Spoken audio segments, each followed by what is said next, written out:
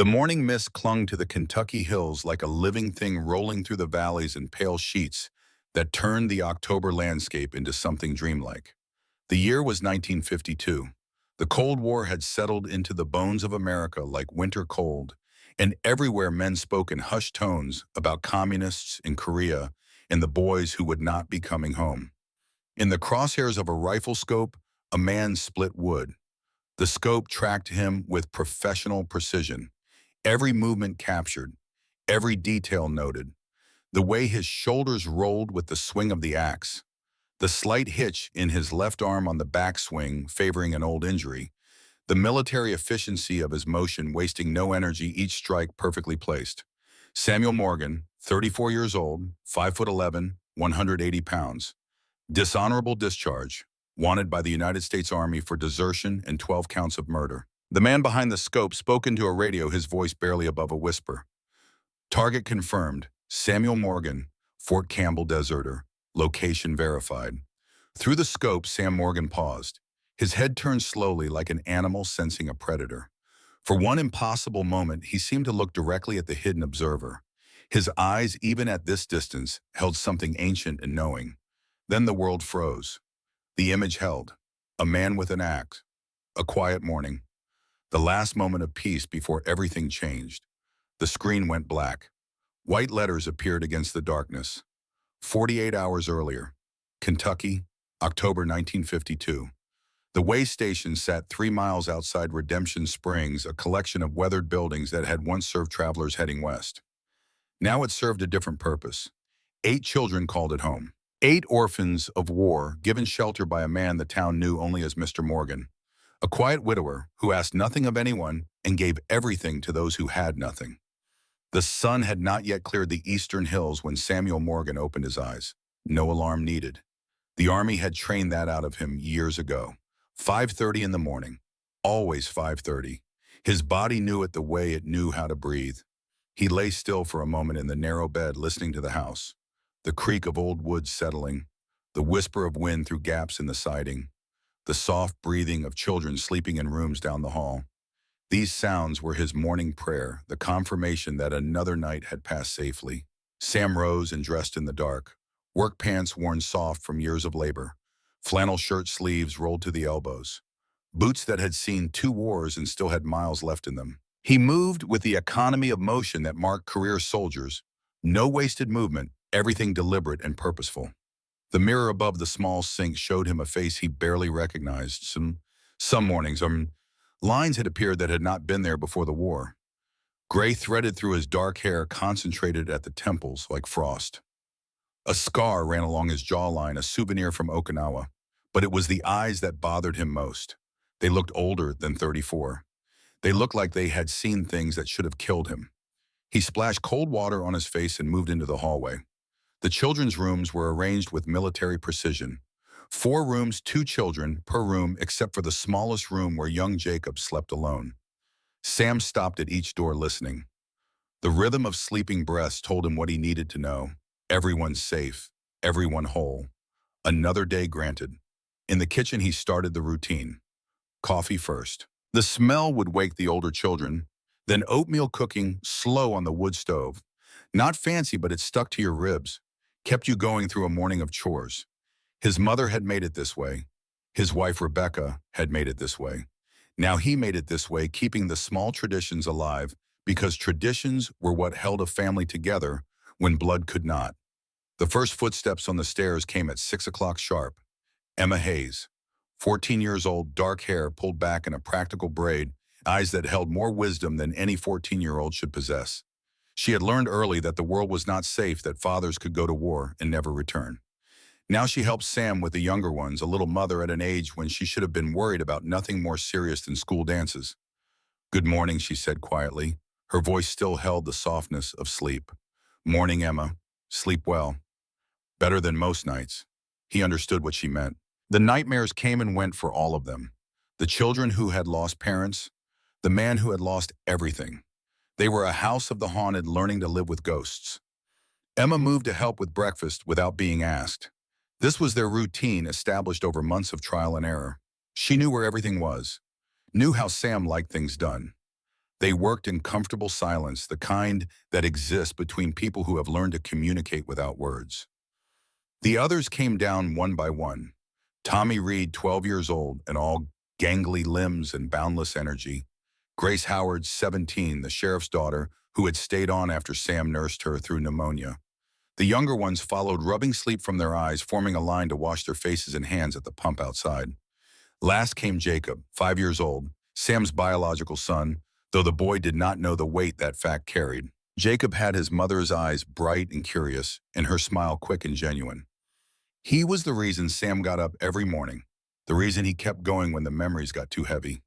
Papa Jacob said, running to wrap small arms around Sam's legs. His voice carried the absolute trust that only young children possess. Morning, little man. Sam knelt and returned the embrace, feeling the small heart beating against his chest.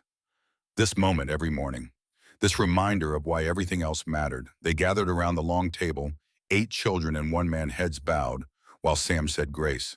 Not because he was particularly religious. The war had burned most of that out of him, but because ritual mattered. Because these children needed to believe in something larger than themselves. Because hope, even borrowed hope, was better than despair. After breakfast came chores. Sam ran the way station like a military operation because order was safety. Everyone had assignments. Emma and Grace handled the kitchen cleanup.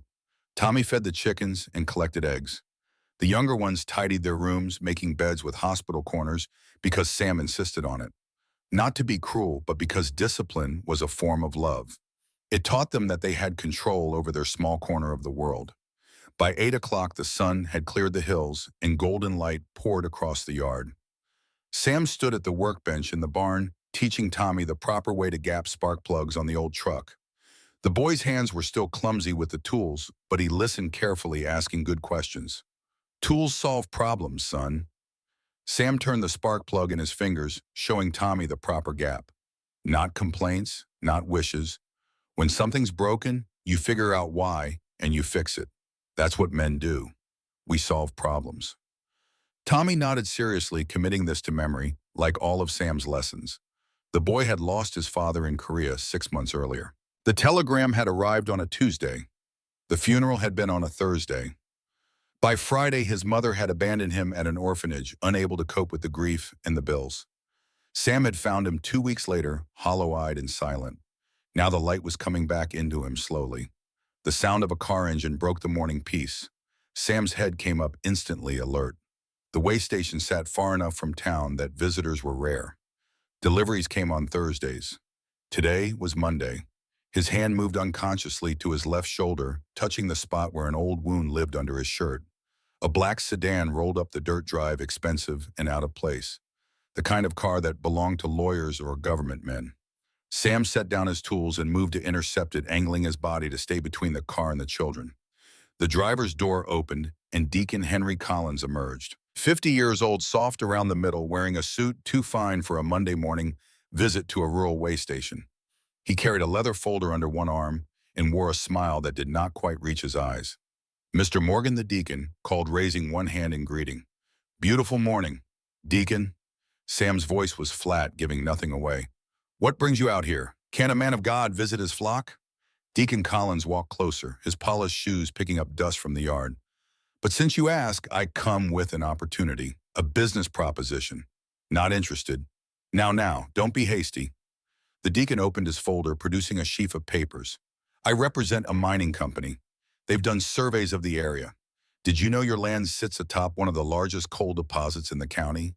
Sam said nothing, waited. They're prepared to make a generous offer. $5,000 for the mineral rights to your 40 acres.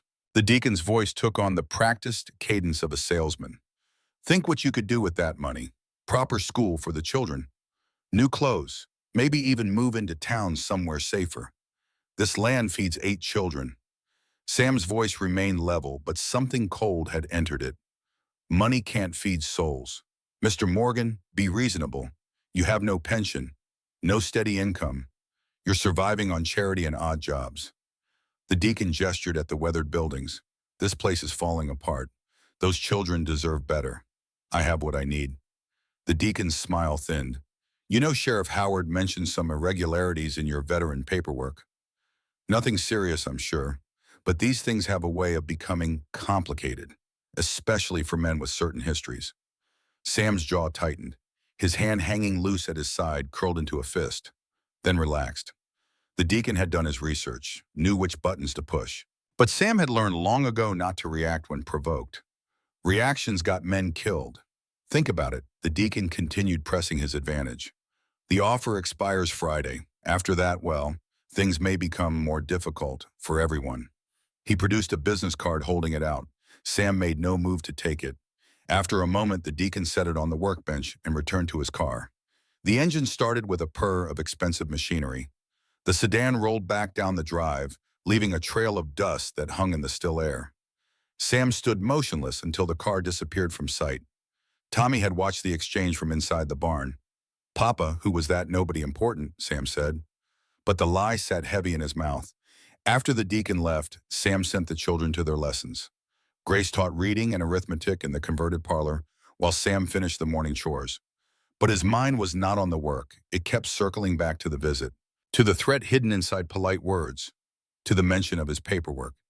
He had known this peace could not last forever. 4 years he had kept his head down. 4 years of anonymity in a small town where people minded their own business. But the past was not something you could outrun. It followed you like a shadow, patient and persistent. When the chores were done, Sam walked to the barn and knelt beside a loose floorboard near the back wall. He had installed this hiding place his first week at the way station, a soldier's instinct for keeping secrets. He pried up the board and reached into the space beneath. His hand emerged holding an M1911 pistol. Government issue. The same sidearm he had carried through 2 wars. He had cleaned it before hiding it, but now he checked it again.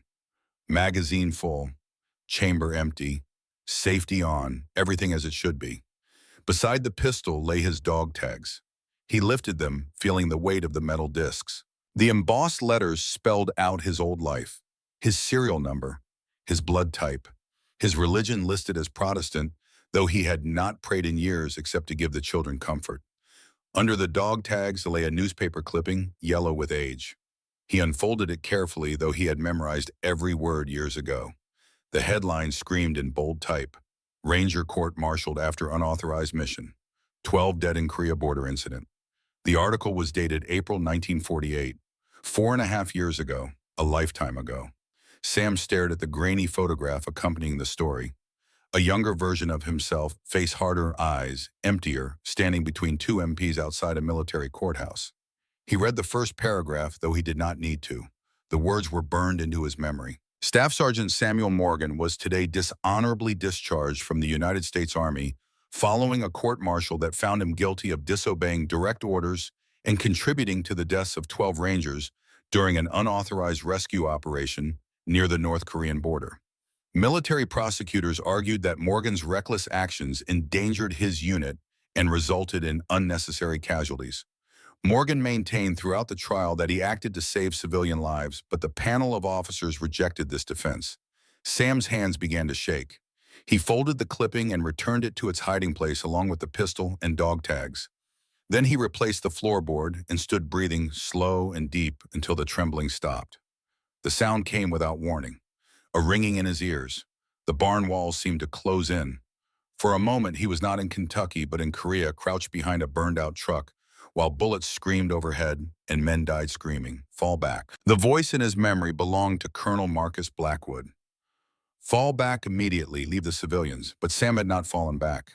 He had gone forward into the kill zone where 23 refugees huddled trapped between advancing enemy soldiers and the cowardice of his commanding officer. He had gone forward because it was the right thing to do, because Rangers led the way, and 12 good men had died covering his retreat.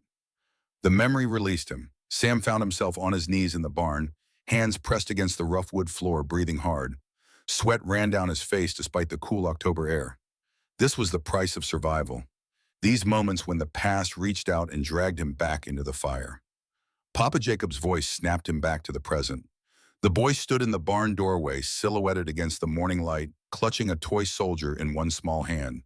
Sam wiped his face and stood, forcing his voice to remain steady. "What is it, little man? Are you okay? You look sad." I'm fine, just remembering something. He walked to Jacob and knelt to look him in the eyes. Nothing for you to worry about. Emma says bad men might come. So the children had overheard the deacon's visit. Sam should have expected that. They were always listening, always watching, looking for signs that their fragile world might collapse again. Sometimes people want things that don't belong to them, Sam said carefully. But that's why we are careful, why we prepare, why I teach you to be strong. Will you fight them only if I have to? Sam touched Jacob's cheek, feeling the softness of youth. But mostly we use our heads. Smart beats strong every time. Remember that? Jacob nodded, satisfied with this answer, in the way children could be satisfied with half-truths. He ran off to rejoin the others, leaving Sam alone with his thoughts and his ghosts. The rest of the morning passed in a strange stillness. Sam moved through his routines, but every sound made him alert. Every distant engine set his nerves on edge. The deacon's visit had awakened something in him. The soldier, the part of himself he had tried to bury under chores and routines and the daily work of keeping children fed. He was splitting wood behind the barn when old Pete Jackson arrived. Pete was 69 years old, leather-skinned and whipcord thin, a veteran of the First War who had seen his share of trenches and gas attacks. He lived in a cabin in the Appalachian foothills, mostly keeping to himself, occasionally riding into town for supplies. He and Sam had recognized something in each other from their first meeting. The mark that combat leaves on men, the way it hollows out something inside and replaces it with watchfulness. Pete dismounted his horse and tied it to the fence rail. His movements were stiff, but capable, the movements of a man who refused to acknowledge the limitations of age. Sam Morgan. Pete's voice carried the gravel of a lifetime of cigarettes. We need to talk. Sam set down the axe. What's wrong? Pete glanced around, making sure they were alone. Military's asking questions. Came through town this morning. Men in uniform showing around a photograph. Someone from Fort Campbell. Sam felt his chest tighten. Did they say what they wanted? Didn't have to. Pete produced a folded paper from inside his coat. Found this on the bulletin board at the general store. The wanted poster was old, but preserved the photograph grainy, but recognizable. Sam's face from 4 years ago, harder and younger. The text below listed his crimes: desertion, 12 counts of murder, armed and dangerous, $2,500 reward for information leading to arrest. You know him? Pete asked, though his tone suggested he already knew the answer. Sam took the poster and stared at his own face. He had always known this moment would come. Part of him was almost relieved. The waiting was over. It's me, he said quietly. 4 years ago, Korea. Pete nodded slowly. Figured, you got that look. Man running from something. He paused. What did you really do? Sam told him, not everything. The full story would take hours, but the essential facts, the rescue mission, the disobeyed orders, the 12 Rangers who died so 23 civilians could live, the court-martial that had been a sham designed to protect Colonel Marcus Blackwood's career by destroying Sam's. When he finished, Pete was quiet for a long time. Finally, he spat in the dust. Hell of a thing, he said. Court-martialing a hero to cover for a coward. World doesn't work on what's right, Sam said. It works on who has the power to write the story. This Colonel Blackwood. He the one asking questions. Sam's jaw tightened. Probably. He's stationed at Fort Campbell now. Up for promotion to general, last I heard. Can't have a skeleton in his closet when the review board convenes. Pete looked toward the house where the children played. What about them? I won't let anyone hurt them. Sam's voice carried absolute conviction. Whatever happens to me, they're innocent. Innocent don't count for much when men with guns come calling. Pete studied Sam's face. You got a plan? Keep my head down. Hope they move on. That's not a plan. That's wishful thinking. Sam had no answer to that. Pete was right. But what else could he do? Run and abandon the children? Fight and risk bringing violence to their doorstep? Turn himself in and trust a system that had already betrayed him once? There are no good options, Sam said finally. Just degrees of bad. Pete mounted his horse, the saddle leather creaking. I got a cabin up in the hills, 20 miles north. 3 cottonwoods by a creek, can't miss it. You need somewhere to go, you come there. Understand? I appreciate it. Don't appreciate it yet. Maybe you never need it. Pete gathered the reins. But if those soldiers come, if things go sideways, you remember. 20 miles north. 3 cottonwoods. He rode off, leaving Sam alone with the wanted poster and the weight of decisions not yet made. The rest of the day crawled past. Sam went through the motions, helped with lessons, fixed a broken fence rail, prepared dinner, but his mind was elsewhere, running scenarios, calculating odds. By sunset, he had come to no conclusions, except that sleep would not come easy tonight. After the children were in bed, Sam sat on the porch in the gathering darkness. The October air had taken on a chill.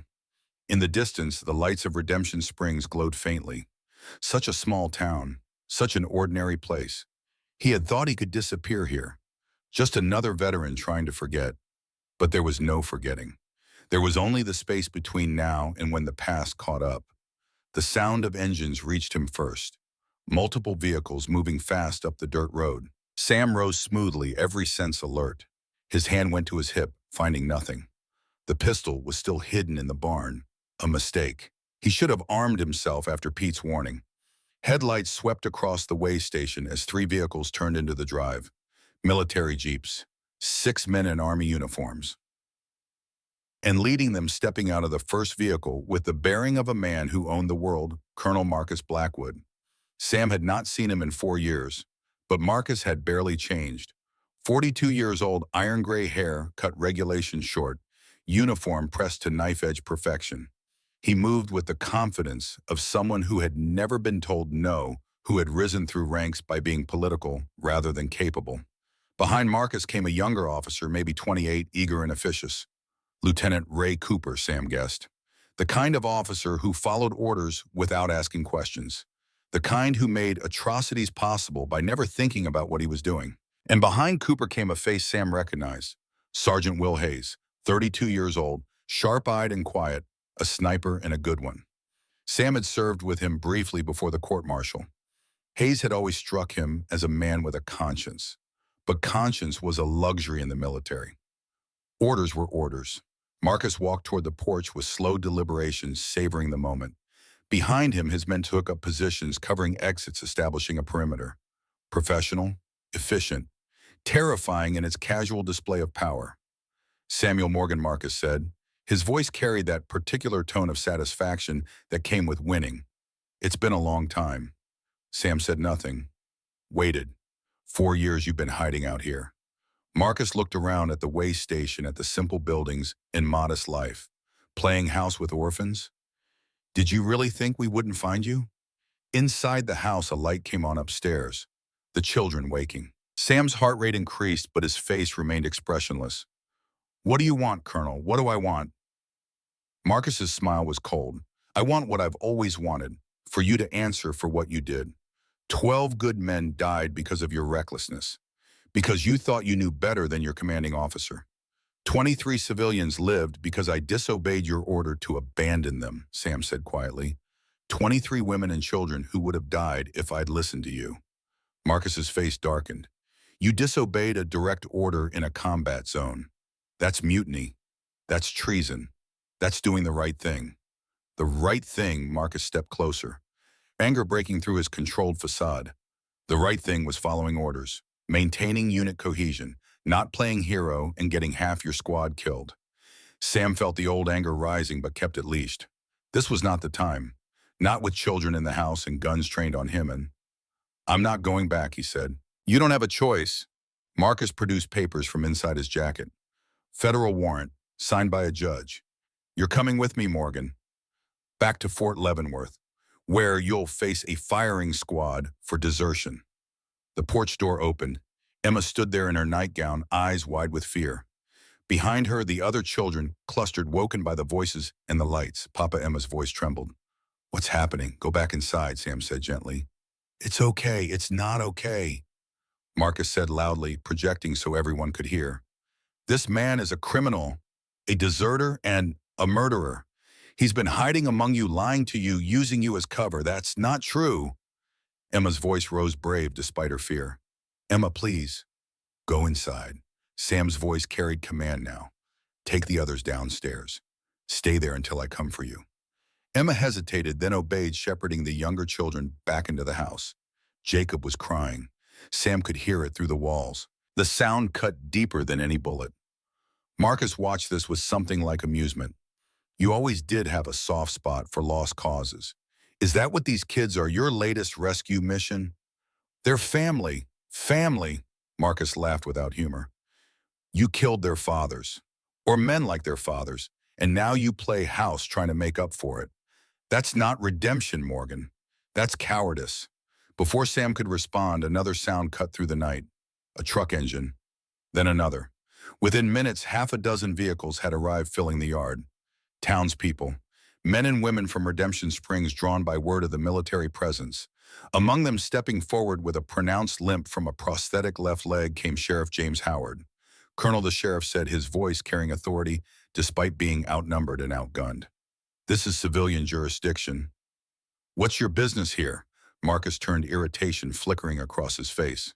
Sheriff, I have a federal warrant for the arrest of Samuel Morgan. Military matter doesn't concern you. Everything that happens in my town concerns me. Sheriff Howard climbed the porch steps, positioning himself between Sam and Marcus. Let me see that warrant. Marcus handed it over. The sheriff read slowly, lips moving slightly. When he finished, he looked at Sam with something like sorrow. Is this true? Are you Samuel Morgan, the deserter? Sam met his eyes. I'm Samuel Morgan, but I'm not a deserter. I'm a man who saved 23 lives and got punished for it. That's not what the warrant says. The warrant is a lie. Sam's voice was calm but carried an edge. Colonel Blackwood ordered my unit to abandon civilians in a combat zone. I disobeyed. Those civilians lived. That's my crime. The sheriff looked between Sam and Marcus, reading the history there. The enmity, the unspoken truths. I need 24 hours, the sheriff said to Marcus.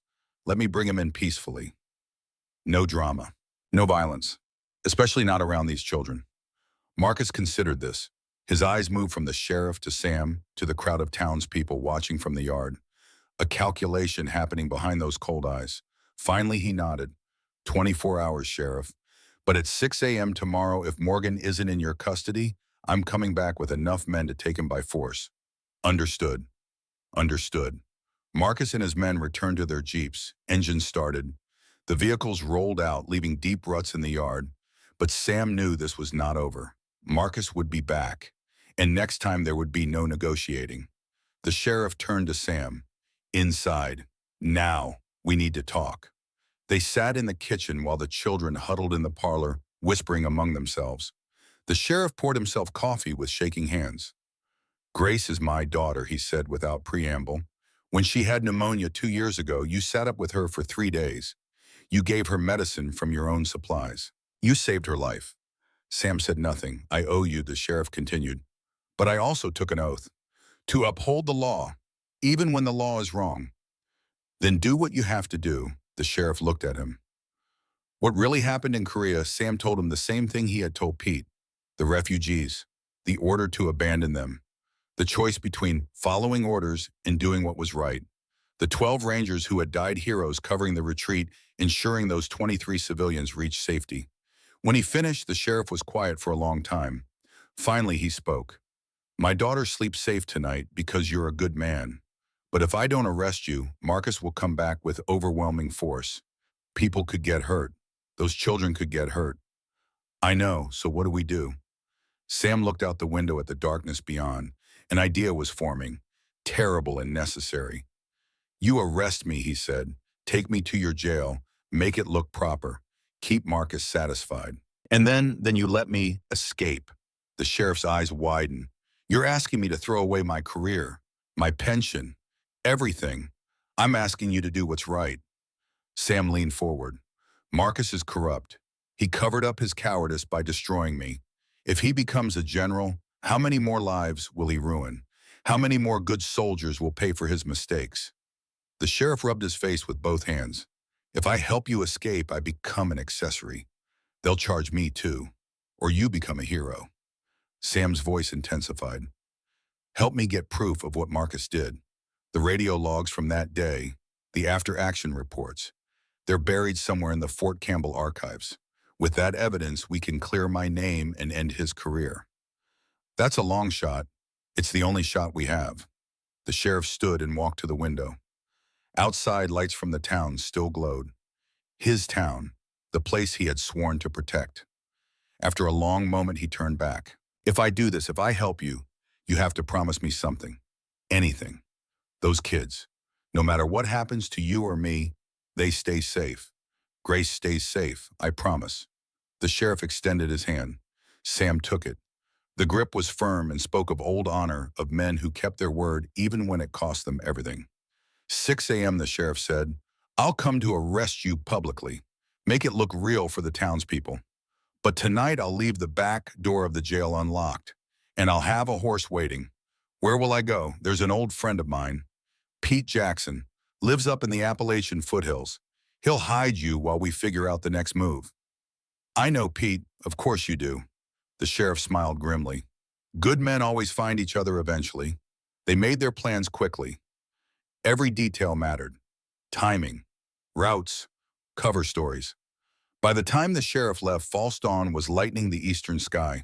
Sam had maybe 2 hours before the arrest. 2 hours to prepare the children for what came next. He gathered them in the parlor, 8 faces looking up at him, scared, confused, trusting him to make it right because he always made things right. I need to go away for a while, Sam said. His voice was gentle but honest. Those soldiers, they think I did something wrong. I didn't, but I need to prove it. And to do that, I have to leave. Where will you go? Jacob's voice was small, breaking Sam's heart. Somewhere safe. Somewhere I can find the truth. Sam knelt and opened his arms. Jacob ran into them, followed by the others. They clung to him, this mismatched family held together by need and love. Emma, you're in charge while I'm gone. Can you do that? Yes. Her voice was steady despite the tears on her face. Tommy, you help her. Take care of the little ones. I will. Grace, tell your father thank you. He's risking everything to help me. I'll tell him. Sam held them all, memorizing the feel of their small bodies pressed against him, trying to store up enough love to last through whatever darkness was coming. When the sheriff arrived at sunrise, half the town came with him. Sam stepped out onto the porch, hands raised. The sheriff produced handcuffs, apologizing with his eyes as he locked them around Sam's wrists. But he locked them loose with space to slip out if needed. Samuel Morgan Sheriff Howard said loudly for the crowd's benefit, You're under arrest on federal warrant. You have the right to remain silent. The children watched from the windows, faces pressed against glass. Jacob was crying. Emma held him, her own face pale but composed. Sam met her eyes and nodded once. Be strong. As the sheriff led him to the patrol car, movement at the edge of the crowd caught Sam's attention. Sergeant Will Hayes stood there out of uniform, watching. Their eyes met. Hayes's hand moved to his chest, then away. A signal. Something hidden beneath his jacket. The jail was a small building, 3 cells and a front office. The sheriff locked Sam in the middle cell, then dismissed his deputy, claiming he needed to do paperwork. As soon as they were alone, he unlocked the cell again. 3 a.m., the sheriff said. I'll be asleep in my office. Back door opens onto the alley. Gray mare tied to the post. Saddlebags have food in a canteen. Head north. Don't stop until you reach Pete's cabin. What about Marcus? I'll stall him. Tell him you're being held for federal transport in the morning. Buy you as much time as I can. He handed Sam a bundle wrapped in oilcloth. Sam unwrapped it.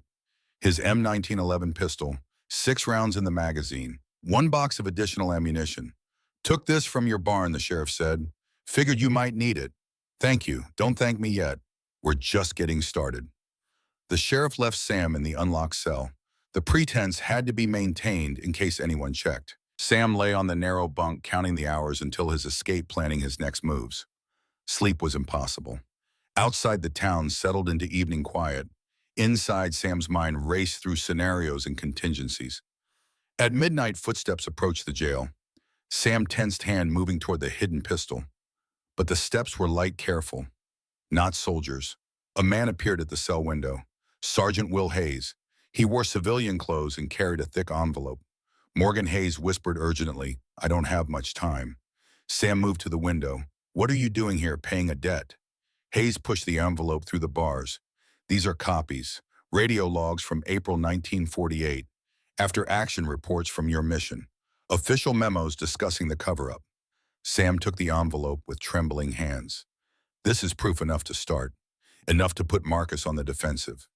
Hayes glanced over his shoulder nervously. He doesn't know I have these. I've been holding them for 4 years, waiting for the right moment. Why now? Why help me? Hayes was quiet for a moment. Then he spoke, his voice heavy with emotion. Sergeant Dale Hayes was my brother. He was one of the 12 Rangers who died in that mission. The official report said you got him killed through recklessness. Sam's chest tightened. I'm sorry. I'm so sorry. He was a good man and he died because I couldn't get everyone out. No, Hayes's voice was firm. He died because he chose to stay, because you gave him a choice and he chose to cover those civilians. His last words before the enemy closed in, he told the medic to tell you something. What? Tell Sam the kids need protecting, not the Korean kids. He meant his daughter, Emma. Sam felt the world tilt. Emma Hayes, your brother's daughter. She doesn't know. She was only 9 when he died. We told her he died in routine combat. Easier that way. Hayes's voice cracked. But I've been watching over her. Made sure she ended up somewhere safe. With someone who would protect her the way my brother protected others.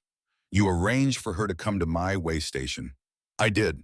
And when I saw how you cared for her, how you cared for all those kids I knew the official story was bullshit. My brother didn't die for nothing. He died so civilians could live. That's honorable. That's what we're supposed to do. Sam gripped the envelope. If Marcus finds out you helped me, he'll destroy you. Let him try. Hayes stepped back from the window. I'm done being part of the lie. You clear your name, you clear my brother's name. That's all I want. He disappeared into the darkness, leaving Sam alone with the evidence that could change everything.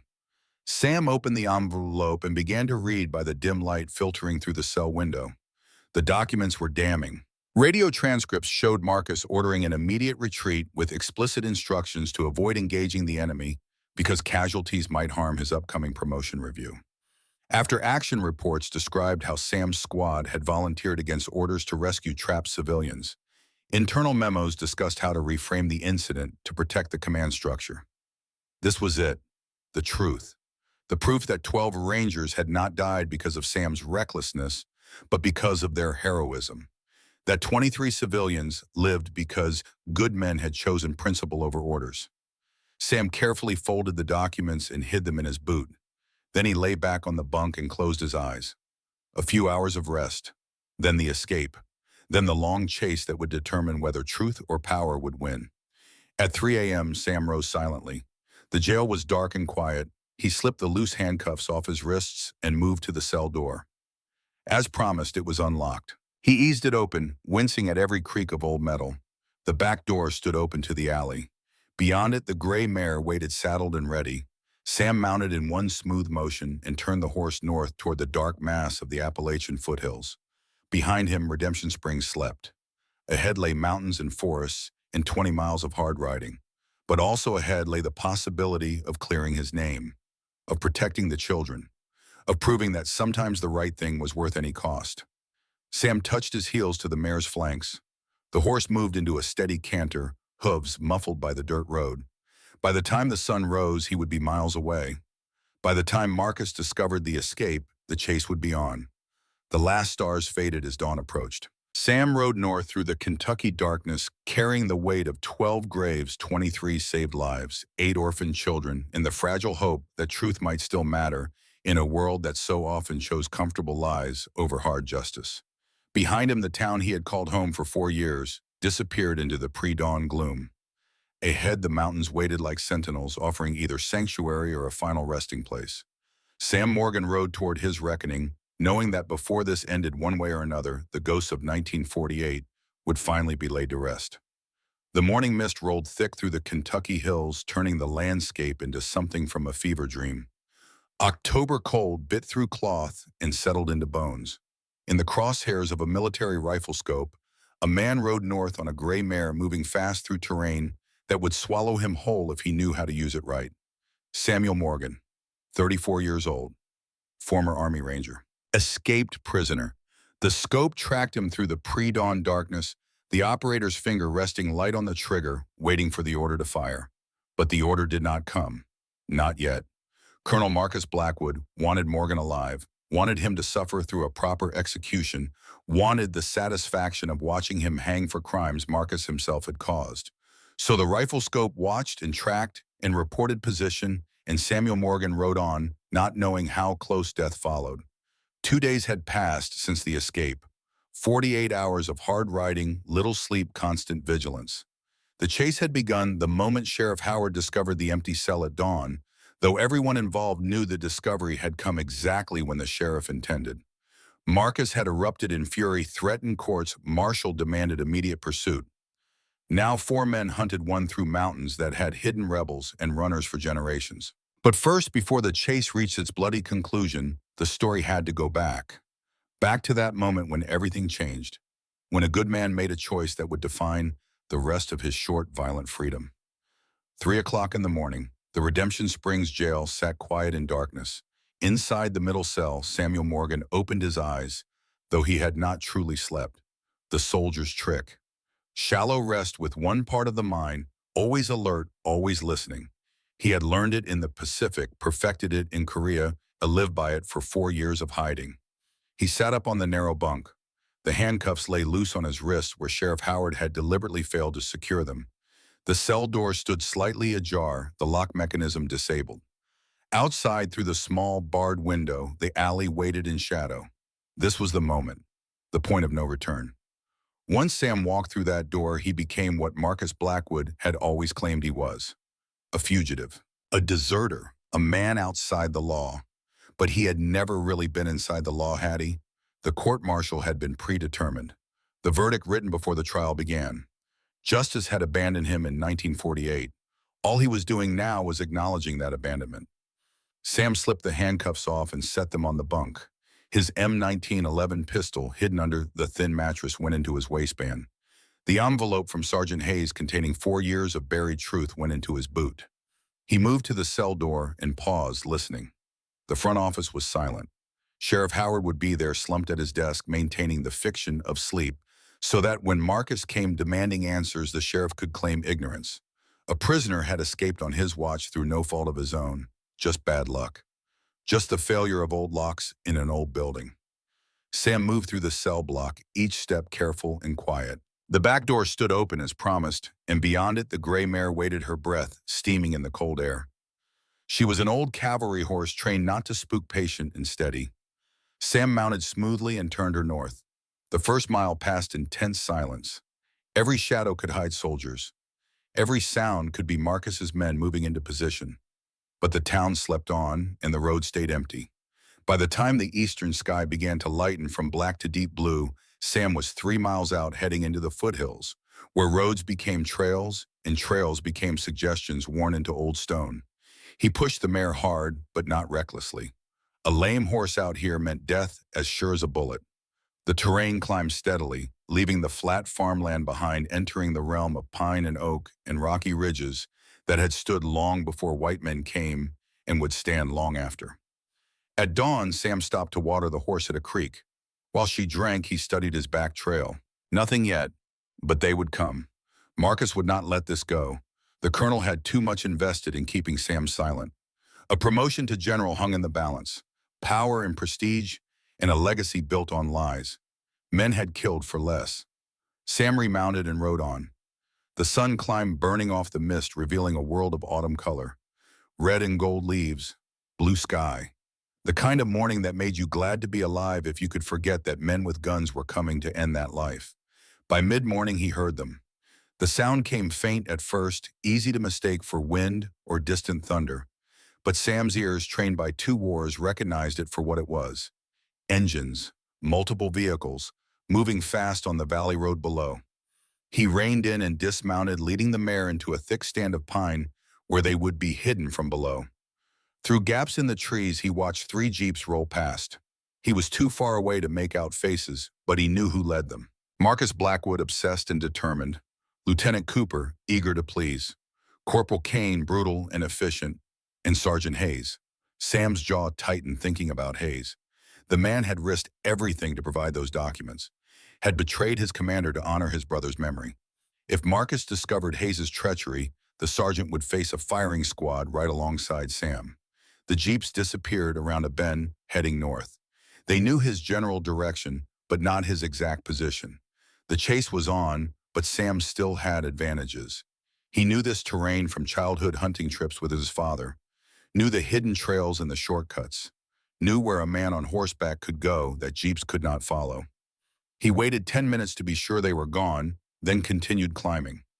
The trail grew rougher, forcing him to dismount and lead the mare through sections too steep or rocky to ride. His left shoulder ached where the old wound lived, a souvenir from Korea that never fully healed. The ache deepened with exertion and cold, a constant reminder of the night everything had gone wrong. The memory came unbidden, as memories of war always did. Suddenly, Sam was not in Kentucky, but on a frozen hillside half a world away, crouched in darkness, while tracer rounds streaked overhead like angry stars. Korea, April 1948. The mission had been simple on paper: patrol the border region, observe and report enemy movements, avoid engagement. But war was never simple, and paper meant nothing when women and children were screaming. Sam and his squad of 15 Rangers had been pulling back from an observation post when they heard it. Automatic weapons fire, mortars, then the screaming. They had crested a ridge and seen the scene below. 23 South Korean civilians, mostly women and children, caught between advancing North Korean soldiers and a destroyed bridge. Trapped, helpless, about to die. Sam's radio had crackled to life. Colonel Blackwood's voice thin and distant. "Bravo 6, this is command. What is your situation, sir? We have civilians under fire. Approximately 23 refugees. Requesting permission to provide support." The pause had been long enough for Sam to know what was coming. "Negative, Bravo 6. Your orders are to avoid engagement. Retreat to checkpoint Alpha. Leave the civilians." Sam had stared at the radio in disbelief. In the valley below, a mortar round landed near the refugees. The screaming intensified. "Sir, we can extract them. We have time if we move now. That is a direct order, Sergeant Morgan." Blackwood's voice had turned hard. "Retreat immediately. I will not risk American casualties for non-combatants. My promotion review is next month. I need a clean operational record." And there it was, the truth beneath the military jargon. Marcus Blackwood cared more about his career than about human lives. Sam had looked at his men, 15 Rangers, the best soldiers America produced. They looked back at him waiting. They all knew what the order meant. Those civilians would die. Not because saving them was impossible, but because their commanding officer was a coward. Sam Morgan had never been good at following orders that led to unnecessary death. "Rangers," he had said quietly, "I'm going down there. I'm getting those people out. Anyone who wants to follow, you're with me. Anyone who doesn't fall back to checkpoint Alpha. No judgment either way." Every man had checked his weapon and moved forward. The rescue had been chaos, running through open ground under fire. Rangers providing covering fire while Sam and 4 others herded terrified civilians towards safety. The North Koreans had been closer than intelligence suggested, better armed, more numerous. When the ambush came, it had come hard and fast. In the end, 23 civilians had made it out. Sam and 3 Rangers had carried the wounded through 2 miles of hostile territory to reach friendly lines. Behind them, 12 Rangers had stayed fighting a rearguard action, buying time with their lives. Sergeant Dale Hayes among them. Good men who had made the choice to die so innocents could live. Marcus Blackwood had court-martialed Sam 3 weeks later. The memory released him, returning him to the Kentucky hillside in the present danger. Sam wiped sweat from his face despite the cold. 4 years later, and the images were still vivid. The sound of gunfire, the smell of blood and burned powder, the weight of Dale Hayes's dog tags when the medic had pressed them into Sam's hand. "Tell Sam the kids need protecting." That had been Dale's last message. At the time, Sam had not understood. Now he knew. Dale had a daughter, Emma, 9 years old when her father died, 14 years old now, living at Sam's way station under his protection. Will Hayes had spent 4 years ensuring his brother's child was safe, and now he was risking everything to help clear the names of the men who had died heroes. Sam pushed on through the afternoon, climbing higher into the mountains. The mare was tiring. He could feel it in her stride, the way she stumbled occasionally on the rocky trail. They needed to stop, needed rest and food. But stopping meant giving Marcus time to close the distance. At sunset, he crested a ridge and saw it. 3 cottonwood trees standing sentinel beside a creek, exactly as Pete Jackson had described. The old man's cabin sat nestled in a clearing, smoke rising from a stone chimney. Sam had made it, 20 miles through hostile territory. For now, he was safe. He rode down to the cabin. Pete emerged before Sam dismounted, a rifle cradled in his arms, eyes scanning the darkening forest. "Figured you'd show up," Pete said. His voice carried no surprise. "Good men are predictable that way. There may be 3 hours behind me. Then we got 3 hours to get you fed and ready." Pete took the mare's reins. "I'll see to her. You get inside and get that shoulder looked at. You're favoring it something fierce." Inside the cabin was sparse but well supplied. A single room with a bed, a table, a stove. Shelves lined with canned goods and ammunition. Maps on the wall showing every trail and hollow for 50 miles.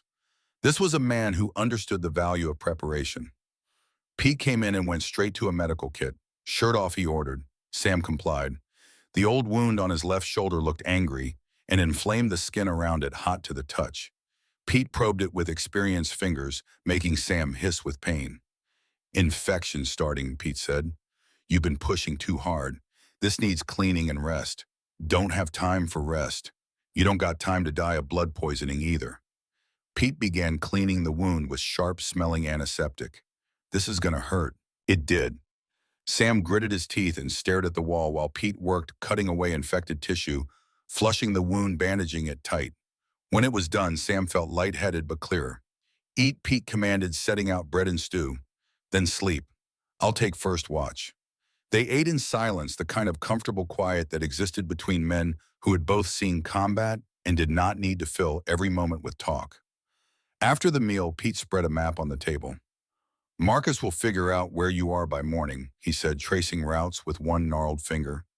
"He'll come at you from 3 directions. The main trail here, the creek bed here. And if he's smart, he'll send someone around to the ridge to cut off your escape north. Can't outrun them on a tired horse." "Nope, so we don't run. We make them think twice about the chase." Pete pointed to a narrow section of trail. "Tripwire here. Nothing lethal, just enough to slow them down and make them cautious." "I'm not trying to kill them. Son, they're trying to kill you. At some point, being noble becomes being stupid." Sam knew Pete was right, but something in him resisted. Those soldiers were following orders, same as he had once followed orders. They were not the enemy. Marcus was the enemy, the system that protected men like Marcus while destroying men like Sam. That was the real enemy. He slept fitfully, waking every hour to check the perimeter by habit. Each time, Pete was awake, sitting by the window with his rifle patient as stone. In the gray light before dawn, Sam rose and prepared for what was coming. The attack came at mid-morning. Sam had set his tripwire on the main trail 200 yards from the cabin, a cord stretched ankle-high between trees connected to a deadfall log, positioned to swing across the path. Simple but effective. When the tripwire triggered, the log would either hit or near miss, either way, sending a clear message. "I know you're coming. I'm ready." The sound of the impact reached the cabin clearly. A solid thud followed by cursing and the squeal of metal as a jeep swerved. Through the window, Sam saw the vehicle tipped at an angle, its front wheel damaged. 3 men dismounted, taking cover. 200 yards away, well within rifle range if Sam had wanted to shoot. He did not. "Sam Morgan," a voice called through a bullhorn. It was Marcus. "This is over. Come out and surrender." Sam positioned himself at the window but did not respond. "Let Marcus wonder. Let him worry. We can wait you out." Marcus continued. "We have food, water, reinforcements coming from Fort Campbell. You have nowhere to go." Still, Sam said nothing. He watched the men spread out, establishing perimeter. Professional, well-trained. Corporal Kane moved with the confidence of a killer, circling right. Lieutenant Cooper took the left, nervous and eager. And Sergeant Hayes? Hayes was positioned poorly, too exposed, making amateur mistakes that would get him killed if this turned into a real firefight. Sam frowned, studying the sergeant's position. Then understanding dawned. Hayes was deliberately giving Sam an out. If Sam needed to run the north route, was wide open because Hayes had failed to cover it properly. The standoff stretched into afternoon. Marcus tried periodically to negotiate, his voice growing increasingly frustrated. Sam remained silent, conserving energy, watching. Pete slept in shifts, trusting Sam to maintain security. At 3 o'clock, everything changed. Sergeant Hayes stood up from his position. He stood fully upright, exposed, and began walking toward the cabin with his hands raised. "Hold your fire," Marcus shouted. "Hayes, what the hell are you doing?" Sam trained his rifle on the approaching figure, but did not shoot. Hayes walked slowly, deliberately making no threatening moves. When he was close enough for normal conversation, he stopped. Morgan, he called. I need to talk. Just talk, don't shoot. Sam waited a beat, then responded. Say what you came to say. The documents I gave you, they're real. Everything in there is documented proof of what Marcus did. The order to abandon civilians, the cover-up, all of it. Hayes's voice carried clearly in the still air. But there's more. More evidence I couldn't copy. Radio logs stored at Fort Campbell. Witness statements from surviving Rangers. If you can get someone to subpoena those records, you can prove everything. Why are you telling me this? Sam kept his rifle trained on the window, ready for treachery. Because I'm done with the lies. Hayes turned to face Marcus, done following orders from a coward who let good men die to protect his career. Marcus's voice cut across the clearing. Sergeant Hayes, stand down. That is a direct order. No, Hayes's voice was steady. For 4 years, I've watched you climb ranks on my brother's grave. On 12 graves. Sam Morgan saved 23 lives that day. You were too much of a coward to even try. The words hung in the air. Then Marcus moved. He lunged at Hayes, going for the sergeant's sidearm. They grappled, 2 soldiers fighting over a pistol while the mission fell apart around them. Sam saw the danger unfolding in slow motion. Hayes and Marcus grappling. Kane circling, looking for an opening. Then Marcus broke free, stumbled backward, drew his sidearm. Enough! Marcus's voice cracked with fury. The pistol came up. Sam saw Kane moving, raising his rifle toward both men, unsure who to cover. The angle was wrong. If Kane fired now, he might hit Marcus. Hayes saw it too. Pushed Marcus hard, creating separation. Don't, Hayes shouted. Colonel, stand down. But Marcus was beyond reason. The pistol steadied, aimed at Hayes's chest. Then the shot. Not from Kane, from Marcus. The bullet took Hayes low in the abdomen, the kind of wound that killed slowly and painfully. Hayes's hands went to his stomach. Blood welled between his fingers, dark and arterial. The angle was clear. Kane had a shot and was taking it. Sam made a choice in the space of a heartbeat. He burst from the cabin door, running toward the fight. Not to kill, not to destroy, to prevent, to protect. Because that was what Rangers did. Sam's shout came as warning and plea. Gun Hayes heard, pushed Marcus away and turned. Saw Kane taking aim. The sergeant did not hesitate. He launched himself at Kane, tackling him as the rifle fired. The bullet that had been meant for Hayes went wild, burying itself in a tree trunk. The 2 men went down in a tangle. Kane was bigger, meaner, trained to kill without hesitation. He reversed the rifle, using it as a club, slamming the stock into Hayes' ribs. Something cracked. Hayes gasped but did not let go. Sam reached them and kicked the rifle away. For a moment, the 3 men formed a tableau, Kane trying to draw his sidearm. Hayes holding Kane's gun hand, Sam standing over them both with his M1911 pointed at the ground, not at anyone, never at anyone unless absolutely necessary. Sam reached them and kicked the rifle away. For a moment, the 3 men formed a tableau, Kane trying to draw his sidearm, Hayes holding Kane's gun hand, Sam standing over them both with his M1911 pointed at the ground. But Hayes was already dying. The bullet Marcus had fired moments earlier was doing its work. Blood soaked through his uniform, dark and spreading. No, Sam dropped to his knees beside the sergeant. Hayes, stay with me. No, Sam dropped to his knees beside the fallen sergeant. Hayes, stay with me. The clearing erupted in chaos. Lieutenant Cooper fired at Sam and missed. Pete returned fire from the cabin, forcing Cooper to take cover. Kane scrambled for his dropped rifle. Marcus stood, frozen pistol smoking in his hand, looking shocked at what he had done. Sam grabbed Hayes under the arms and dragged him toward cover. The sergeant was heavy dead weight, bleeding out fast. They made it behind a fallen log as more shots cracked overhead. Pete's rifle barked steadily, keeping the soldiers pinned down. Hayes looked up at Sam with dimming eyes. Emma, he whispered. Blood bubbled at his lips. Tell her, you tell her yourself. Hold on. Sam pressed both hands against the wound, but blood kept coming. Too much blood. Always too much, my brother. Dale. Hayes's breathing was shallow, labored. He said, protect the kids. You did. You protected them. You protected Emma. Failed. Hayes's hand found Sam's arm, gripping with surprising strength. Promise. Promise you'll. Keep them safe. I promise, Sam's voice cracked. You're not a failure, you're a hero. You did the right thing. Hayes smiled faintly. Rangers, lead the way. Lead the way, brother. The light went out of Sergeant William Hayes' eyes like a candle in wind. One moment present, the next gone. Sam knelt over him, hands still pressed to the wound, though there was no point anymore. Around them, the shooting had stopped. Even Marcus had gone quiet, realizing what he had done.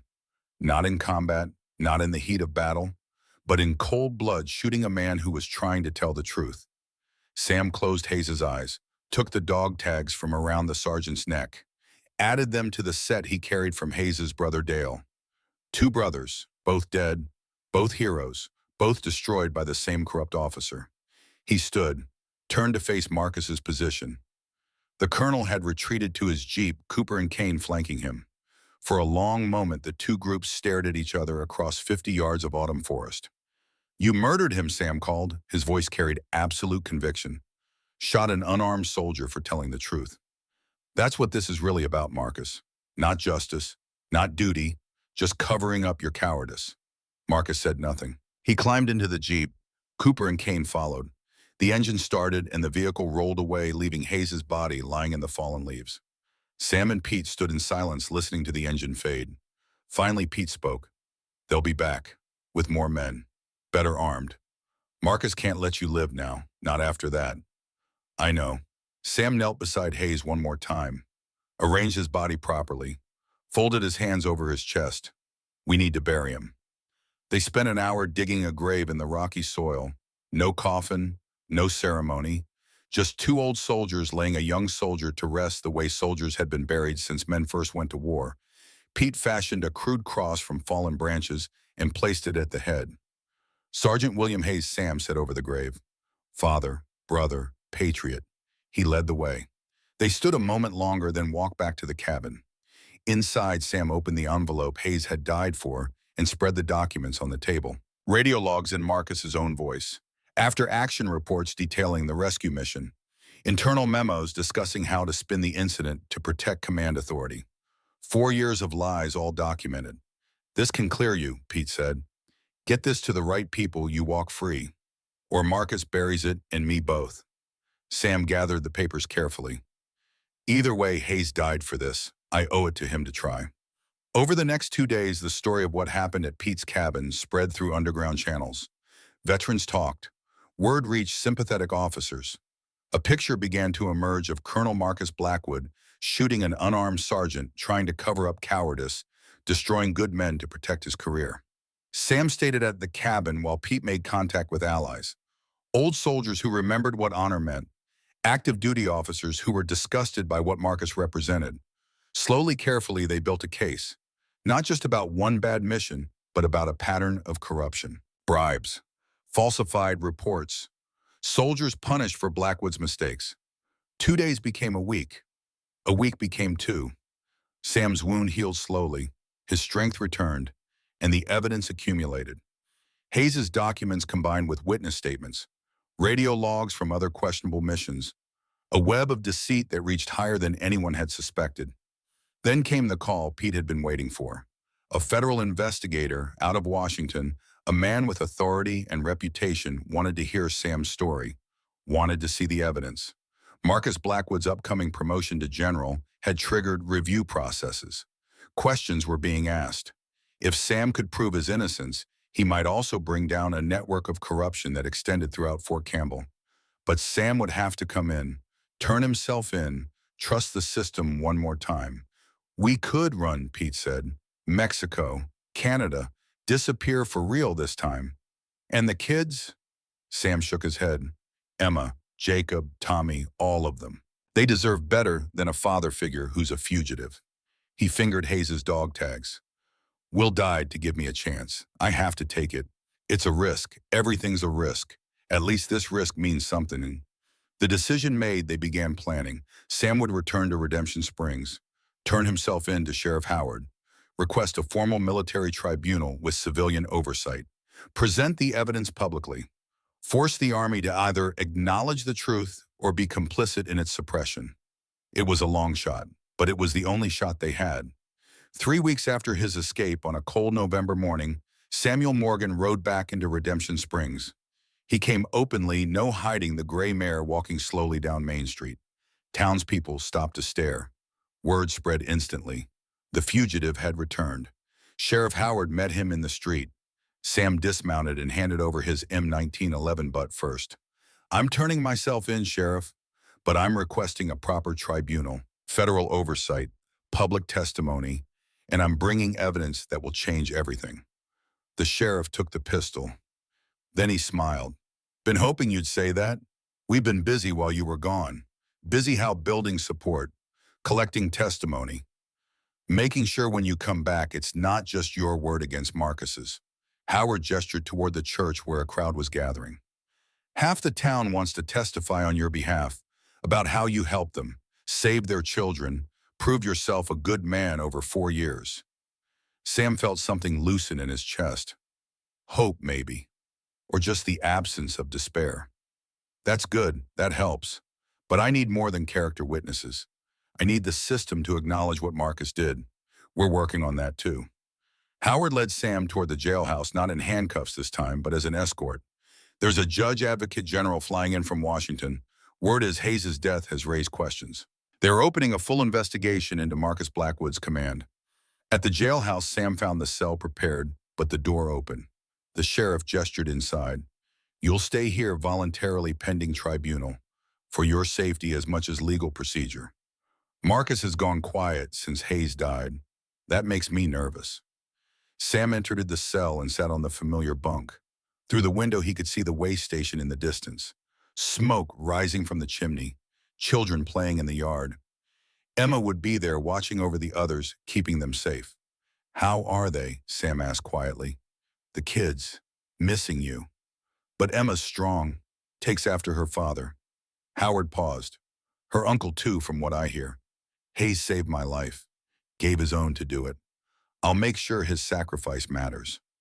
That night, lying on the bunk in an unlocked cell, Sam thought about the long road that had led here. From the mountains of Korea to the hills of Kentucky. From following orders to breaking them. From hiding to standing tall. The path had been painful and bloody. Good men had died. Lives had been shattered. But maybe, just maybe, something good could come from all that suffering. If the tribunal went well, he could clear his name, restore honor to 12 dead Rangers, give Will and Dale Hayes the recognition they deserved, protect the children without looking over his shoulder, build something real and lasting instead of existing in the shadows. And if the tribunal went badly, at least he would have tried. At least he would have stood up and told the truth. There was honor in that, even if he ended up against a firing squad. Sam closed his eyes and let sleep take him. Tomorrow would bring what it brought, but worry could not change that. All he could do was face each moment with whatever courage he had left. The last thing he thought of before sleep claimed him was Emma's face, and Jacob's laugh, and Tommy's serious expression when learning to use tools. Those children were worth dying for. But more than that, they were worth living for. Whatever came next, he would fight for them with everything he had, because Rangers led the way, not just in battle, but in life, in doing the hard right thing instead of the easy wrong thing, in protecting the innocent and standing for truth even when the whole world seemed arrayed against you. Samuel Morgan had been a soldier, then a fugitive. Now he would be something harder, a man standing trial for doing what was right, trusting that somewhere in the broken system, justice might still exist. The night passed, dawn came, and with it the beginning of the end. The tribunal was set for 1 week, 7 days to prepare, to gather evidence, to make ready for the fight that would determine not just Sam's fate, but the fate of everyone who believed that honor still meant something in a world too often ruled by power and lies. Sam Morgan was going to war one last time. But this war would not be fought with rifles and grenades. It would be fought with truth and testimony, with documents and witnesses, with the simple but powerful act of standing up and refusing to back down. He had run, he had fought. Now he would face his reckoning, and whatever happened, he would face it as a Ranger, standing tall, leading the way. The courthouse in Fort Campbell, Kentucky stood like a monument to order and military precision. Built in the 1930s when the base first opened, its red brick walls and white columns spoke of tradition and authority. On a cold morning in late November 1952, those walls would bear witness to a trial that would shake the foundations of everything the United States Army claimed to stand for. But before the trial, before the verdict that would determine whether justice or power would prevail, before the truth could face the lies, there was the matter of a reunion. Of 8 children who had waited 3 weeks to see the only father most of them had ever known. Sam had been back in Redemption Springs for 2 days when Sheriff Howard finally agreed to let the children visit. The jail cell had become a strange kind of home. The door stood open during the day. Townspeople brought food. Veterans stopped by to shake his hand and share quiet words of support. But it was not freedom. Not really. Sam remained a prisoner even if the bars were more symbolic than physical. Emma arrived first. 14 years old, dark hair pulled back severely, eyes red from crying she would never admit to. She walked into the cell with her head high and her hands clenched tight. For a long moment, she just stared at Sam. Then her composure broke like a dam giving way. She ran to him and buried her face in his chest, shoulders, shaking with sobs she had held back for 3 weeks. Sam wrapped his arms around her and held on, feeling how thin she had become, how much weight she had carried while he was gone. "I'm sorry," he whispered. "I'm so sorry. You came back." Her voice was muffled against his shirt. "You promised and you came back. Always." Sam stroked her hair. "I'll always come back to you." The others filed in behind her, Tommy Reed trying to be brave, jaw set with determination.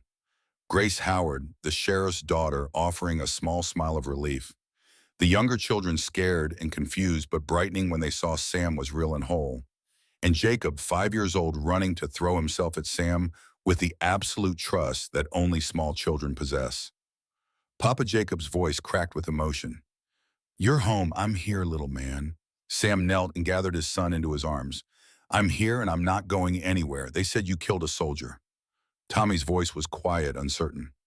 Sam looked at the boy steadily. "A soldier died because he told the truth, because he was brave enough to stand up to someone powerful and corrupt. His name was Sergeant William Hayes. He was Emma's uncle, and he was a hero." Emma's head came up. Her eyes found Sam's face. "My uncle, your father, had a brother, Will. He spent 4 years making sure you were safe, making sure you ended up somewhere good with someone who would protect you." Sam reached into his pocket and pulled out the dog tags. "These belonged to your father, Dale Hayes. He died saving civilians in Korea, died a hero. And these belonged to your Uncle Will. He died the same way, for the same reason." Emma took the tags with trembling hands. The metal discs caught the light, embossed letters, spelling out names she barely remembered. She had been 9 when her father died. The memories had faded to impressions. A laugh, strong hands lifting her, the smell of tobacco and Old Spice aftershave. Now she held all that remained. "They were Rangers," Sam said gently. "Both of them. And Rangers lead the way." The visit lasted an hour. Sam answered their questions as honestly as he could. Yes, he had been a soldier. Yes, he had disobeyed orders. Yes, he had saved people and lost people, and carried the weight of both for 4 years. Yes, there would be a trial. Yes, he might go to prison or worse. But no, he was not sorry, not for doing what was right. When they left, Imma was the last to go. She paused at the cell door and looked back. "Uncle Will, did he suffer?" Sam could have lied, could have made it easier. But these children deserved truth even when truth was hard. "Yes, but he died knowing he had done something important, something that mattered. And he asked me to tell you that your father would be proud of you, that you're strong, that you're exactly who you should be." Emma nodded. Fresh tears tracked down her face, but her voice was steady. "I'll make them proud. Both of them." After the children left, Sam sat alone in the cell for a long time, turning Will Hayes' dog tags over in his hands. The weight of responsibility felt heavier than ever. These children had lost so much already. If he failed at the tribunal, if Marcus's power proved too great, what would become of them? That night, Sheriff Howard brought unexpected news. "Deacon Collins wants to see you." Howard's face was unreadable. "Says he has something important to tell you. Something about his deal with Marcus." Sam's jaw tightened. "Send him in." The deacon entered the cell like a man walking to his execution. He had lost weight in the past 3 weeks, his expensive suit hanging loose on a frame that seemed to have diminished. His face was haggard, eyes haunted by something that looked like conscience finally catching up to choices made. Mr. Morgan, Deacon Collins's voice was barely above a whisper. I need to confess. Confess to who I'm not a priest. To anyone who'll listen. To God, if he's still willing to hear me. The deacon sank onto the bunkhead in hands. What I did, what I was part of. It's eating me alive. Sam waited. Let the silence work. The deacon had come to unburden himself. All Sam had to do was give him space to do it. Marcus Blackwood approached me 6 months ago. The words came slowly at first, then faster, like poison being purged. He knew about the coal deposits under your land. He had connections to a mining company. He offered me $10,000 to force you off the property so they could seize it. How my son, Thomas. He's in the Army stationed at Fort Bragg. He's also $10,000 in debt from gambling. Marcus threatened to court-martial him, destroy his career unless I cooperated. The deacon looked up, eyes wet. I was trying to save my boy, but I was doing it by destroying yours. So you told Marcus where to find me. I did more than that. I helped fabricate the urgency. Suggested he move quickly before you could establish too many local connections. Push the timeline. The deacon's voice broke. And then that sergeant died, and I realized what I was part of. Not just land fraud. Murder. Conspiracy to obstruct justice. Sam studied the man, saw genuine anguish, but also calculation. Why are you telling me this now? Because I can't live with it. Because every time I stand in that pulpit and preach about righteousness, I see that sergeant's face. See your children's faces. The deacon stood abruptly. I'm going to testify at your tribunal. I'm going to tell them everything. About the bribery, the threats, Marcus's corruption. All of it. Marcus will destroy your son. He'll try. But maybe if I do the right thing now, I can save Thomas from becoming what I became. A man who chose convenience over conscience. The deacon extended his hand. I can't undo what I did, but I can help make sure the truth comes out. Sam did not take the hand immediately. Let the deacon stand there with his arm extended, waiting uncertain. Finally, Sam reached out and gripped the offered hand. The truth always has a price, Sam said. Are you ready to pay it? I have to be.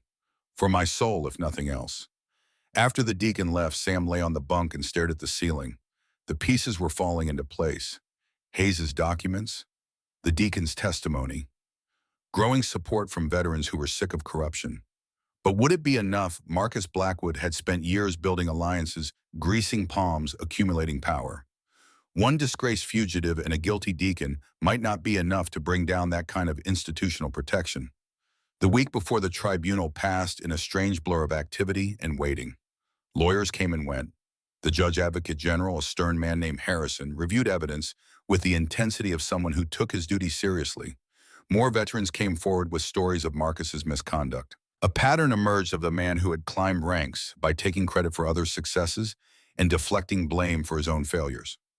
Through it all, Sam remained in his open cell, neither free nor fully imprisoned, existing in a liminal space between judgment and vindication. The morning of the tribunal dawned cold and clear. November had given way to early December. Frost covered the ground. Sam's breath fogged in the air as Sheriff Howard drove him to Fort Campbell, the 40-mile journey passing in tense silence. The courtroom was packed. Military officers in dress uniform, civilian observers, press reporters with notebooks and cameras. Sam had not expected media attention, but Hayes's death had made this more than a simple court-martial. It had become a referendum on military justice itself. Could the system hold its own accountable? Or would power protect power, regardless of truth? Sam sat at the defendant's table in his only suit borrowed from Sheriff Howard. His lawyer, a civilian attorney named Marcus Chen, who specialized in military law, arranged documents with meticulous care. Across the aisle, Colonel Marcus Blackwood sat with a team of 3 military lawyers, all wearing expressions of confident superiority. The Judge Advocate General entered, and everyone stood. Harrison was 60 years old, career military, with the kind of face that gave nothing away. He took his seat behind the bench and surveyed the room with eyes that had seen too much to be easily swayed by either sentiment or intimidation. This tribunal is convened to examine charges against Samuel Morgan, formerly Staff Sergeant, United States Army Rangers. Harrison's voice carried absolute authority. The charges are desertion, 12 counts of causing death through negligence, in escaping lawful custody. How does the defendant plead? Sam stood. Not guilty on all charges, sir. The prosecution may present its case. What followed was a systematic attempt to destroy Sam's character and credibility. Marcus's lawyers painted a picture of a reckless soldier who had disobeyed orders, gotten men killed, then fled justice for 4 years. They presented the original court-martial verdict, called witnesses who testified to Sam's disappearance, built a case that looked damning on the surface. But Chen was patient. He let them build their case, occasionally objecting to procedural issues, but mostly waiting. When the prosecution rested, he stood and smiled. The defense calls Colonel Marcus Blackwood to the stand. Marcus's confidence faltered for just a moment. Then he stood and took the oath hand on Bible swearing to tell the truth. Sam wondered if the man even understood what truth meant anymore. Chen began gently establishing timeline and chain of command. Then he produced the first document from Hayes's envelope. Colonel Blackwood, is this your voice on this radio transmission from April 19th, 48? The recording played, Marcus's voice tinny but clear. Bravo 6, retreat immediately. I will not risk American casualties for non-combatants. My promotion review is next month. I need a clean operational record. The courtroom went silent. Marcus's face paled. That's out of context. Is it Chen produced another document? This is the after-action report filed by you 3 days after the incident. In it, you claim Sergeant Morgan acted recklessly and against orders. But you make no mention of the 23 civilians his team saved. Why is that? They were not relevant to the military situation. Not relevant. Chen's voice sharpened. 23 human lives were not relevant. Objection. Marcus's lead attorney stood. Counsel is badgering the witness. Sustained. Harrison's gaze fixed on Chen. Make your point, counselor. Sir, my point is that Colonel Blackwood deliberately omitted key facts from his report to make Sergeant Morgan look reckless, when in fact his actions were heroic. Chen approached the stand. Colonel, did you order Sergeant Morgan to abandon those civilians? I ordered him to maintain mission parameters. That's not what I asked. Did you specifically order him to leave civilians under fire? Marcus hesitated too long. Yes. Why? Because engaging would have risked American lives, or risked casualties that might have harmed your promotion prospects. Chen held up the radio transcript again. Your own words, Colonel. You were worried about your career review. I was worried about my men. Then why did you court-martial the man who saved 23 lives? Why did you destroy his career and spend 4 years hunting him? Chen's voice rose. Why did you shoot Sergeant William Hayes when he tried to tell the truth? The courtroom erupted. Marcus lurched to his feet. That was self-defense. Hayes attacked me. Witnesses say otherwise. Chen gestured to the gallery where Lieutenant Cooper sat face ashen. Lieutenant Cooper was there. He saw everything. Should we call him to testify? Marcus's face went from pale to red. His hands trembled. This is a witch hunt, an attempt to destroy a decorated officer based on the lies of a deserter and a dead traitor. Harrison's gavel cracked like a gunshot. Colonel Blackwood, sit down. Now. Marcus sat, but his composure was shattered. Chen pressed the advantage, walking him through every inconsistency, every lie, every moment where career had mattered more than honor. By the time the cross-examination ended, Marcus looked like a man coming apart at the seams. The defense calls Deacon Henry Collins. The deacon took the stand and told everything. The bribery, the threats against his son, the conspiracy to seize Sam's land. His voice shook, but he did not waver, confessing sins in a courtroom the way he should have confessed them in church. When Collins finished, Chen produced his final surprise. The defense calls via recorded testimony 23 witnesses currently residing in the United States under refugee status. On a screen, at the front of the courtroom, faces appeared. Korean faces. Men and women who had been young in 1948, children who were now teenagers. One by one they told their stories. How they had been trapped. How American soldiers had come when no one else would. How a sergeant named Morgan had carried wounded children on his back while bullets screamed overhead. How they were alive today because one man had chosen humanity over orders. The final witness was a woman in her 40s speaking through an interpreter. That sergeant, he saved my children. Both of them.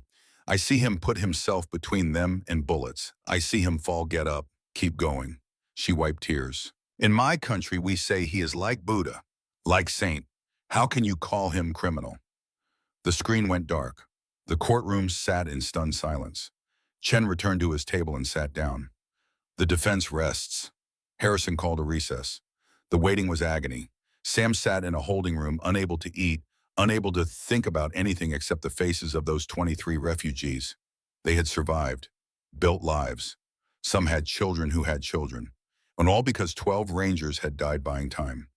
When the tribunal reconvened, Harrison's face remained unreadable. After reviewing all evidence and testimony, this tribunal finds as follows. He looked directly at Sam. The original court-martial was predicated on incomplete and deliberately misleading information. The charges of reckless endangerment are not supported by the facts. Sergeant Morgan's actions on April 19, 48 were consistent with the Ranger Creed and the highest traditions of military service. Sam's chest tightened. He could not breathe. On the charge of desertion, not guilty. On 12 counts of negligent homicide, not guilty. On escaping custody, guilty but with mitigating circumstances. Harrison paused. Samuel Morgan, this tribunal recognizes that you spent 4 years as a fugitive, not because you were fleeing justice, but because justice had already failed you. The system broke its covenant with you. For that, the United States Army owes you an apology. Harrison stood. It is the finding of this tribunal that you be restored to honorable status with full back pay and benefits. Furthermore, your actions in Korea merit recognition. You are hereby awarded the Silver Star for valor above and beyond the call of duty. The courtroom exploded in applause. Sam sat frozen, unable to process what he was hearing. Honorable, not guilty, Silver Star, words that seemed impossible after 4 years of running and hiding. Harrison was not finished. His gaze shifted to Marcus Blackwood. Colonel Blackwood, stand. Marcus rose on shaking legs. You are hereby dishonorably discharged from the United States Army. You will face additional charges of murder in the death of Sergeant William Hayes' conspiracy to commit fraud and obstruction of justice. The evidence suggests a pattern of corruption spanning years. The Army will conduct a full investigation of your command. Bailiffs take him into custody. Military police move forward. Marcus tried to resist, then seemed to deflate. As they led him away, he looked at Sam with something that might have been hatred, or might have been the recognition that he had destroyed himself. The tribunal adjourned. Chaos followed. Reporters shouting questions. Veterans pressing forward to shake Sam's hand. Sheriff Howard appeared Grace at his side, both of them beaming. Chen gathered documents, looking satisfied in the way lawyers did when justice and victory aligned. Sam stood in the center of it all, feeling disconnected from his body. 4 years of tension released all at once. His legs went weak. Sheriff Howard caught him, steadied him. Easy there, soldier. You're free. It's over. Free. The word seemed foreign. Sam had been running for so long, he had forgotten what standing still felt like. Outside the courthouse, 8 children waited. When Sam emerged, they ran to him in a wave of motion and noise and joy. He went down on one knee and let them crash into him, feeling the reality of freedom in their embraces, in Jacob's tears, soaking his shirt, in Emma's fierce grip that refused to let go. You did it, Emma whispered. You won. We won. Sam held her tighter. All of us, together. The next weeks passed in a blur of adjustment. Sam returned to the way station to find the community had maintained it in his absence. The children had been cared for. The buildings kept in repair. Redemption Springs had protected its own. But Sam knew he could not simply return to the quiet life he had built. The trial had made him visible. Veterans across the country had followed the case. Letters arrived daily from soldiers who had faced similar injustices, who saw in Sam's vindication a hope that the system could be reformed. Sheriff Howard's charges for aiding Sam's escape were dropped with a commendation for moral courage. The sheriff returned to his post-prosthetic leg, and all more respected than ever. Deacon Collins resigned from the church but began working with Veterans Services, trying to make amends through action. His son Thomas was disciplined but not court-martialed, given a second chance that Collins himself had nearly thrown away. In the way station, the simple collection of buildings that had been Sam's refuge. It could not stay the same. The need was too great. Too many veterans struggling. Too many children orphaned by war. Too many people falling through cracks in systems that claimed to care, but too often did not. 3 months after the tribunal, on a cold March morning in 1953, Sam stood before a new sign being mounted above the way station entrance. Hayes House, it read.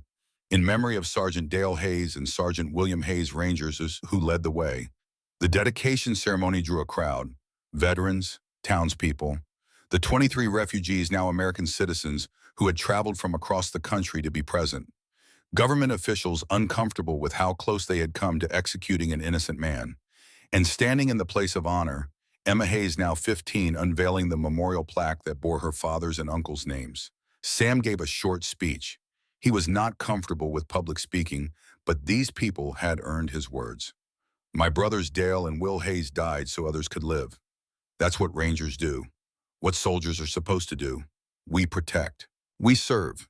We stand between the innocent and harm, and we don't ask what's convenient or what's safe. We ask what's right. He looked at the children gathered near the front. Jacob, Tommy, Grace, Emma, all of them. Hayes House will be more than shelter. It will be a place where veterans can heal, where children can grow, where we build the peace we fought for. Because war doesn't end when shooting stops. It ends when we create something better than what was destroyed. The applause was genuine. Sam stepped back and let Emma take the podium. She had grown in the past months, taller, stronger, more herself. My father and uncle died heroes, but they also lived heroes, every day choosing to protect others, choosing duty over comfort. She touched the dog tags she now wore around her neck. I'm going to college to become a teacher. I'm going to help children the way Sam helped me, the way my father and uncle would have wanted. Tommy spoke next. Announced his intention to join the Army after high school to become a medic to save lives instead of taking them. Sam had tried to talk him out of it, but the boy was determined. Some callings could not be denied. Over the following months, Hayes House took shape. A new dormitory for up to 20 children, a counseling center for veterans struggling with what the newspapers were starting to call battle fatigue. But what Sam knew was the soul wound of having seen too much death. A library, a workshop where practical skills could be learned and healing could happen through the dignity of work. Money came from unexpected sources. The publicity from the trial had generated donations. The Army, embarrassed by how close they had come to a miscarriage of justice, provided grants. Private foundations contributed. Within a year, Hayes House was operating at full capacity, a model for veteran integration and orphan care. Sam divided his time between running the facility and traveling to military bases as a consultant on ethics and leadership. He taught young officers about the difference between following orders and following conscience, about when rules served justice and when they served only power, about the Ranger Creed and what it really meant to lead the way. The work was exhausting but meaningful. For the first time since Korea, Sam felt like he was building something that might outlast him. A legacy not of violence, but of healing. Not of destruction, but of restoration. 2 years after the tribunal, on a quiet Sunday afternoon, Sam stood at a cemetery outside Redemption Springs. The grave was simple. A white military headstone with Rebecca Morgan's name and dates, wife, mother, gone too soon. He visited every week, bringing flowers, talking to her about the children and the work, and the strange turns life had taken. Sometimes he felt foolish speaking to stone and earth. Other times he felt her presence as clearly as if she stood beside him. I did it, Becca. He knelt and placed fresh wildflowers on the grave. Jacob's safe, the other kids too. We built something good, something that helps people. Movement behind him. Sam turned to see Jacob, now 7 years old, approaching with careful steps. The boy had seen his father come here enough times to know it was a sacred space. Papa, is this where Mama is? Yes. Sam made room for Jacob to kneel beside him. She would have loved you so much. Do you think she watches us? I think. Sam chose his words carefully. I think love doesn't end just because someone's gone. I think the best parts of her live on in how we treat each other, in how we help others. They knelt together in silence. Then Jacob spoke again, his child's voice carrying a wisdom beyond years. Uncle Will and Uncle Dale, are they here too? Not here, but everywhere we help someone, they're there. Every life we save, every kid we protect, that's them living on through us. Jacob nodded, satisfied with this answer. He placed his small hand on the gravestone, a gesture of connection to a mother he barely remembered. Footsteps approached. Sam turned to see a young man in Army uniform, maybe 22, standing respectfully back from the grave. His name tag read Chen. His face held the mix of earnestness and uncertainty that marked new soldiers. "Mr. Morgan." The young man's voice was hesitant. "I'm sorry to interrupt. I'm Private Michael Chen. My grandmother was one of the people you saved in Korea. She asked me to find you when I enlisted." Sam stood brushing dirt from his knees. "Your grandmother Song Mi Park. She was 9 years old when you carried her across a river under fire." Private Chen reached into his pocket and produced a faded photograph. "This is her today, with her children and grandchildren. 15 people in the photo, spanning 3 generations. All alive because of what you did." Sam took the photograph with trembling hands. The little girl he remembered now, a grandmother surrounded by family. Life compounded and multiplied from a single choice to do what was right instead of what was ordered. "She wanted me to tell you thank you, and to ask." Private Chen straightened. "If you would teach me how to be the kind of soldier you were, the kind who protects people." Sam looked at this young man, seeing in him all the potential for good or harm that every soldier carried, seeing the choice that would define whether he became a Marcus Blackwood or a Dale Hayes. "Come to dinner tonight. Bring your questions. We'll talk about what it means to serve." That evening, Hayes' house filled with the sound of life. 20 children and a dozen veterans gathered around the long table for the communal meal that had become tradition. Private Chen sat between Tommy and Emma, listening intently as they explained their father's and uncle's legacy. Sam watched from the head of the table, feeling the weight of years and choices and consequences. He was 40 years old now. Gray had taken over his temples. Lines marked his face like a map of hard roads traveled. The wound in his shoulder ached in cold weather, a permanent reminder of battles fought. But he was alive, free, surrounded by people who mattered, building something that would outlast him. After dinner, as the children cleared dishes and the veterans gathered for coffee, Sam stepped outside into the cool evening air. The sun was setting, painting the Kentucky sky in shades of orange and purple. In the distance, the lights of Redemption Springs glowed soft and warm. He thought about the long journey from that frozen Korean hillside to this peaceful evening. Thought about the 12 Rangers who had not made it home. Thought about Rebecca and Dale and Will. So many ghosts, so much loss, but also so much gained. 23 refugees who had become American citizens. 8 orphans who had become family. Hundreds of veterans who had found healing and purpose. Thousands of lives touched by the ripples spreading out from one choice to disobey an order and do what was right. Behind him, the door opened. Emma emerged wrapped in a shawl against the evening chill. "You okay?" she asked. "Just thinking about how we got here." Emma joined him, looking out at the same sunset. "Do you regret it, any of it?" Sam considered the question seriously. The running, the fear, the years of hiding, the loss and pain and struggle. No, because it led to this, to you and Jacob and Tommy and all the others, to Hayes' house, to making something good out of something terrible. Emma smiled. "That's very Ranger of you." Sam laughed, surprised by the sound. "Maybe it is." They stood together in comfortable silence, father and adopted daughter, soldier and teacher in training. 2 people who had found each other through tragedy and built something like family from the ruins. The door opened again. Jacob bounded out, followed by Private Chen and Tommy. The boy ran to Sam and grabbed his hand. "Papa, Mr. Chen wants to hear about Korea. Will you tell the story?" Sam looked at the young private's eager face, at Tommy's serious expression, at Emma's encouraging nod. These were the next generation, the ones who would carry forward the lessons written in blood and sacrifice. "All right, let's go inside. I'll tell you about 23 people who needed help, and 12 Rangers who made sure they got it." They filed back into Hayes' house. Through the windows, Sam could see the gathering crowd, veterans pulling up chairs, children settling on the floor, everyone ready to listen, ready to learn what it meant to lead the way. Sam Morgan took a deep breath and began the story.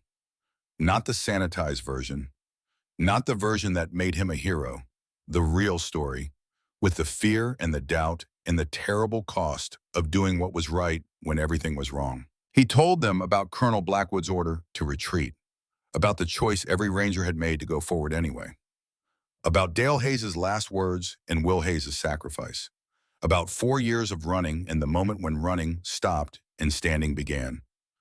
The room was silent except for his voice. Even the youngest children listened, sensing they were hearing something important, something true. When Sam finished, Private Chen spoke first.